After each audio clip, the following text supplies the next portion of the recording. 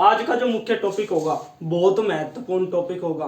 आज हम कोई कंटेंट, कोई महाद्वीप कुछ नहीं पढ़ने के, बड़ा इंपॉर्टेंट टॉपिक होगा ये। जो आप इसमें अक्षांश रेखाओं और देशांतर रेखाओं में उलझते हो ना, आज आप उस चीज को क्लियर करोगे कि अक्षांश रेखाएं क्या होती हैं, देशांतर रेखाएं क्या होती है, इनकी संख्याएं क्या होती है, किस प्रकार ग्लोब पर छपी होती है, इनका क्या काम होता है। देखना भाई, इंपॉर्टेंट बात है आज का टॉपिक बहुत इंपॉर्टेंट होगा। अक्षांश व देशांतर, अक्षांश व देशांतर रेखाएं, अक्षांश व देशांतर रेखाएं मोस्ट इंपोर्टेंट चीज है मेरे भाई।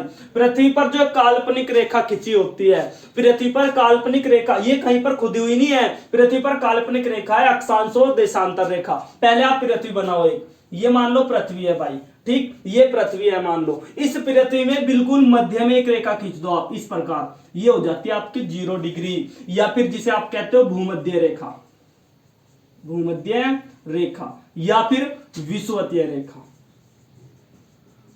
विषुवतीय रेखा, या फिर इक्वेटर, वो यही है। ठीक भाई, 0 डिग्री रेखा, भूमध्य रेखा या विषुवतीय रेखा, इस प्रकार जो पृथ्वी पर रेखा खिंची होती है, अर्थात दिशा देखो, ये वाली दिशा कौन सी है, पूरब, ये वाली दिशा कौन सी है मेरे भाई, पश्चिम, ये वाली दिशा कौन सी है, उत्तर, और ये दक्षिण। जो रेखाएं, जो काल्पनिक रेखाएं पृथ्वी के पूरब से पश्चिम की ओर या पश्चिम से पूरब की ओर खिंची होती है, उन रेखाओं को क्या कहा जाता है, अक्षांश रेखाएं कहा जाता है। क्या रेखाएं मेरे भाई, अक्षांश रेखाएं कहा जाता है। इसके बाद इन सब की जरूरत कैसे पड़ती है, एक बहुत इंपॉर्टेंट उदाहरण दूंगा, इस चीज को बड़े ध्यान से समझना, सारी चीज क्लियर हो जाएगी। मान लो देखो, जैसे मान लो कोई घटना यहां पर कोई घटित हुई, ठीक, अब मान लो यहां पर कोई घटना घटित हुई, आप यहां रहते हो, आप यहां रहते हो भाई, आपको पता है आप यहाँ 0 डिग्री पे रहते हो, इंडिया में रहते हो, भारतवासी, ठीक भाई। तो यहां पर कोई चीज घटित हुई, अब आपको कैसे पता चलेगा कि वहां पर कुछ घटित हुआ है, वहां पर क्या हुआ है, एग्जैक्ट लोकेशन कैसे निकलेगी, एग्जैक्ट आपको लोकेशन पे पहुंचना है, वहां कैसे पहुंच पाओगे, फोन कॉल आपके पास है नहीं, ऐसा माध्यम कुछ है नहीं कि आप हवाई जहाज में बैठो घर से और सीधा वहां पर उतर जाओ। तो क्या होगा कि वैज्ञानिकों को यह महसूस हुआ कि कुछ ना कुछ पृथ्वी पर कोई ऐसी काल्पनिक रेखाएं या कुछ ऐसा तथ्य छापना चाहिए जिससे चीजों की अवस्थिति के बारे में पता चले, उसकी एग्जैक्ट अवस्थिति के बारे में पता चले। तो सबसे पहले काल्पनिक रेखा बनाई गई 0 डिग्री, कौन सी मेरे भाई, भूमध्य रेखा या विषुवतीय रेखा। अब हमें एक बात क्लियर हुई, कंफर्म हुई, क्या हुआ कि जो भी कुछ घटित हुआ होगा वो कौन से गोलार्ध में घटित हुआ मेरे भाई, उत्तरी गोलार्ध में। ये उत्तरी गोलार्ध कहा जाता है, ये दक्षिणी गोलार्ध कहा जाता है, ठीक भाई। तो क्या घटित हुआ, अब हमें अभी भी नहीं पता, हमें कम से कम इतना पता कि इस वाले क्षेत्र में कुछ घटित हुआ, इस वाले क्षेत्र में हमें अभी भी नहीं पता, ठीक। ये तो कंफर्म हो गया कि यहां हुआ है, यहां तो कुछ हुआ नहीं। इसका मतलब क्या हुआ, हमें एक रेखा 0 डिग्री से हमें ये बात पता चल गई कि 0 डिग्री के उत्तर में कुछ घटित हुआ है। एक रेखा खींचते ही, एक रेखा मानते ही, कौन सी मेरे भाई, 0 डिग्री या विषुवतीय रेखा। इसके बाद हमने क्या काम किया, इसके बाद हमने स्टार्ट करी 1 2 3 4 5 6 7 8 9 10 11 ऐसे करके हम ऊपर की तरफ रेखा बनाते गए। इसी प्रकार 1 2 3 4 5 6 7 8 9 10 करके नीचे की तरफ बनाते चले गए। अब हमने एक रेखा और खींच दी मेरे भाई, यहां पर हम आ जाते हैं 23.5 डिग्री पर। कौन सी, 23.5 डिग्री। ये जो 23.5 डिग्री रेखा है मेरे भाई, इसको कहा जाता है कर्क रेखा। कौन सी, कर्क रेखा। देखो 0 डिग्री से उत्तर में 23.5 डिग्री एक रेखा है जिसका क्या नाम रखा जाता है, कर्क रेखा। इसी प्रकार 0 डिग्री से 23.5 डिग्री हम नीचे आते हैं, ये 23.5 डिग्री जिसका नाम क्या रखा जाता है मेरे भाई, मकर रेखा। कौन सी रेखा, मकर रेखा। अब हमें देखो, अब ये सारी चीजें पता चल जाती है। अब हमें ये मकर रेखा होगी, ये कर्क रेखा। अब आप इससे जाओगे 23 24 25 26, अब आप ऊपर पहुंच जाओगे इस यहां पर, तो यहां पर एक और रेखा होती है 66.5 डिग्री, एक दक्षिण में होती है 66.5 डिग्री, 66.5 डिग्री रेखा। क्या कहा जाता है दोनों को, ऊपर वाली जो रेखा होती है इसे आर्कटिक व्रत कहते हैं। कौन सी, आर्कटिक व्रत, आर्कटिक व्रत। देखो जब आप इसे ऐसे घुमा दोगे ना तो ये ऊपर गोली तो दिखेगा, ये वाली जो रेखा है ऐसे घुमा दोगे तो ऊपर गोली तो दिखेंगे ना, ये रेखा है ना इस प्रकार, तो ये इस प्रकार गोली दिखती है ना ऊपर से, तो कौन सी रेखा होगी, आर्कटिक व्रत बनेगा एक। इसी प्रकार आप इसे ऐसे घुमा दोगे तो ये भी एक व्रत की शेप धारण करेगा, और इसे क्या कहा जाता है मेरे भाई, अंटार्कटिक व्रत। क्या कहा जाता है, अंटार्कटिक व्रत। देखो अब इनकी हमें पता चला चीजें कि कुछ घटित हुआ है, कहां पर हुआ है, कर्क रेखा पर 0 डिग्री से 23.5 डिग्री उत्तर में यहां पर कुछ घटित हुआ है हमारे साथ। अब इसकी बिल्कुल एग्जैक्ट लोकेशन हमें पता चली, लेकिन हमें अभी भी दिक्कत है। क्यों दिक्कत है? क्योंकि कर्क रेखा हमारी यहां से लेकर के यहां तक फैली हुई है मेरे भाई। कर्क रेखा यहां से लेकर के यहां तक फैली हुई है, एग्जैक्ट लोकेशन नहीं पता चली। तो अब क्या हुआ, अब वैज्ञानिकों को महसूस हुआ कि कोई और, तो इसके बाद उत्तर से लेकर के दक्षिण की तरफ भी रेखा खींची गई पृथ्वी पर। ठीक भाई, उत्तर से लेकर दक्षिण की तरफ भी, उत्तर से दक्षिण की तरफ भी रेखा खींची गई, जिसे क्या कहा गया, देशांतर रेखा। कौन सी रेखा? देशांतर। जो रेखाएं उत्तर से दक्षिण या दक्षिण से उत्तर की ओर काल्पनिक रेखाएं खींची जाती है पृथ्वी पर, उन्हें क्या कहा जाता है, देशांतर रेखाएं कहा जाता है। इसके साथ साथ अब भी हमें एग्जैक्ट लोकेशन पता चली थोड़ी बहुत। क्या पता चली, समझना कि यहां पर कुछ घटित हुआ है। हमको कैसे पता चले, हमें बताया गया कि 0 डिग्री के उत्तर में इस वाले क्षेत्र में तथा 0 डिग्री, ये 0 डिग्री देशांतर है, 0 डिग्री देशांतर के पश्चिम में कुछ घटित हुआ है। इसका मतलब हमें ये लोकेशन निकल के आई। भाई ध्यान से समझना पड़ा, ये हमारे सामने लोकेशन निकल के आई। देखो क्या बताया, दोबारा समझो। 0 डिग्री के उत्तर में और 0 डिग्री देशांतर रेखा के पश्चिम में कुछ घटित हुआ है। इसका मतलब हमें ये वाली लोकेशन पता चली अभी तक, क्योंकि हमारे पास देशांतर जो रेखा है वो केवल एक ही, अभी हमारे पास 0 डिग्री रेखा। हमें अब इस क्षेत्र, ये बहुत बड़ा क्षेत्र है पृथ्वी का अपने आप में, भाई कहीं भी कुछ घटित हो सकता है, दिक्कतें हो सकती हैं। हमें ये तो पता चल गया कि जो 23.5 डिग्री कर्क रेखा है उस पर कुछ घटित हुआ है, तो यहां भी हो सकता है, यहां भी, यहां भी, यहां भी, सब जगह हो सकता है। वो हमें एग्जैक्ट नहीं पता भी कि कहां हुआ है।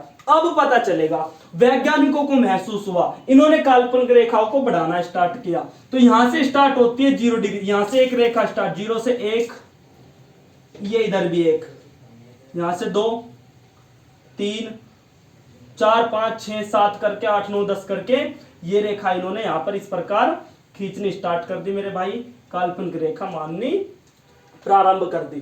देखना ग्लोब से बन गया क्या, ऐसे ही तो बनता है। ठीक, अब हमें देखो एग्जैक्ट लोकेशन यहां की किस प्रकार पता चली कि जहां पर, इंपॉर्टेंट बात क्या, कि जहां पर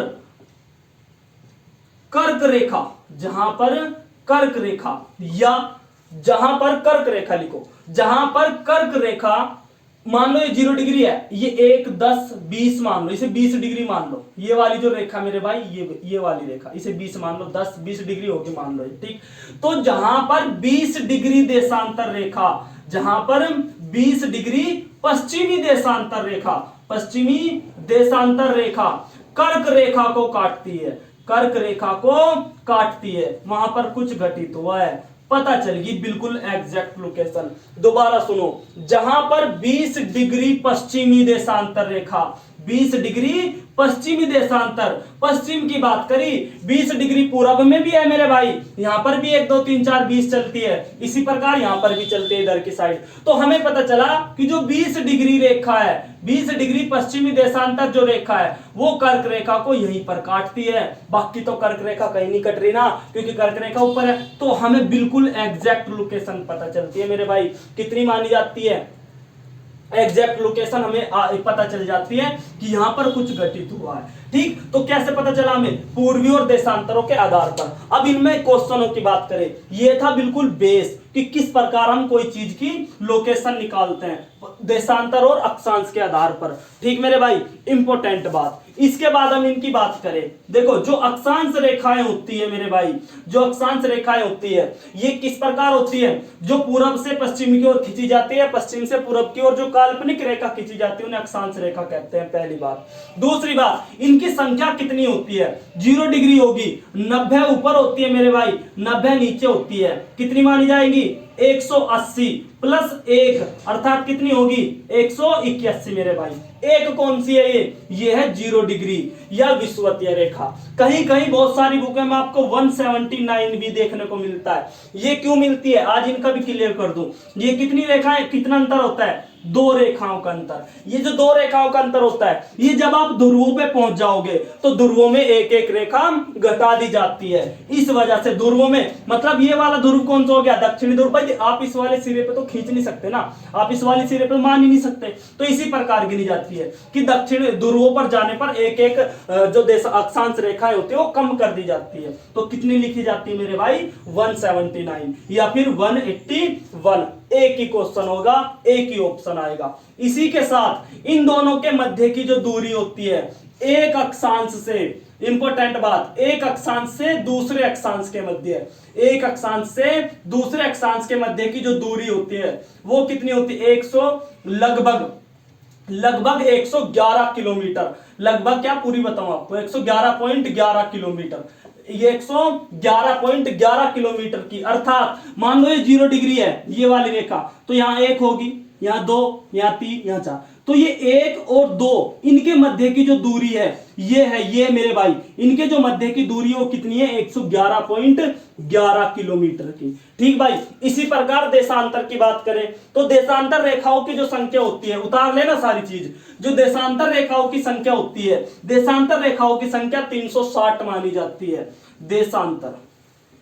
देशांतर रेखाओं की संख्या 360 मानी जाती है। इसी के साथ देशांतर रेखाओं की संख्या कितनी मानी जाती है मेरे भाई, 360। इनकी जो दूरी की बात करें तो पृथ्वी के मध्य में, ठीक मेरे भाई, कहां पर, पृथ्वी की भूमध्य रेखा। भाई देखो आप इस प्रकार कोई खींच रहे हो, है ना, काल्पनिक रेखा, तो सबसे जो दूरी ज्यादा होगी वो यहां पर होगी कि यहां पर होगी, यहां तो कम होगी। भूमध्य रेखा में सबसे ज्यादा दूरी होगी, है ना, यहां पर ज्यादा होगी, यहां पर ज्यादा होगी। लेकिन जब आप ध्रुवों की तरफ चलते जाओगे तो दूरी कम होने लगेगी मेरे भाई।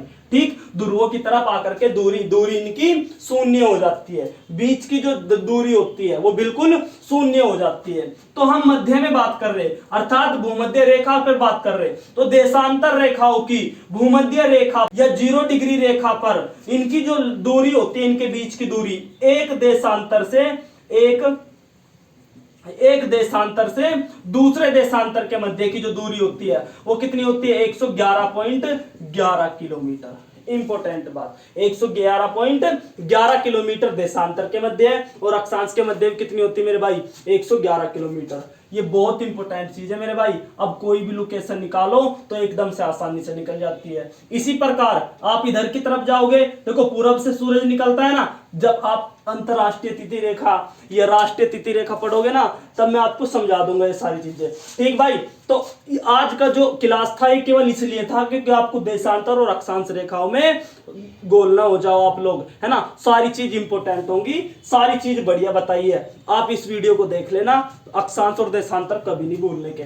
ठीक भाई, तो इसी प्रकार लोकेशन निकाली जाती है। जहाजों में जो लोकेशन लिखी होती है ना, आपको बताया जाता है कि 68 डिग्री इतने मिनट पर कुछ घटित हुआ है, पूर्वी देशांतर को मुड़ो, दक्षिणी देशांतर को मुड़ो, तो वो सारी चीजें इन्हीं के माध्यम से तो पता चलता है। वो इसी प्रकार तो प्रारूप बना करके बैठे होते हैं, तुरंत बता देते हैं कि कौन सी घटना कहां हुई है। वहां हुई है जी कि 20 डिग्री जो देशांतर, पश्चिमी देशांतर रेखा होगी जो 23 डिग्री कर्क रेखा को काटती है, वहां पर कुछ घटित हुआ है, तुरंत पता चल जाता है। हवाई जहाज लेके तुरंत वहां पर पहुंच जाओ, तुरंत अपना एक्शन दिखा दो।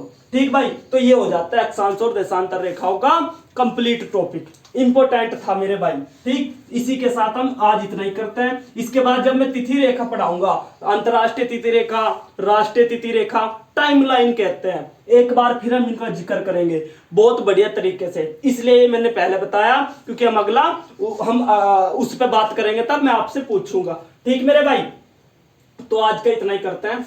ठीक मेरे भाई, देखो अगर ये कंटेंट अच्छा लगे, चीजें अक्षांश देशांतर आपकी समझ में आए तो आप एक बार चैनल को लाइक करना, वीडियो को शेयर करना और चैनल को सब्सक्राइब कर देना। ठीक भाई, ठीक, आज इतना ही करते हैं भाई। ठीक, धन्यवाद।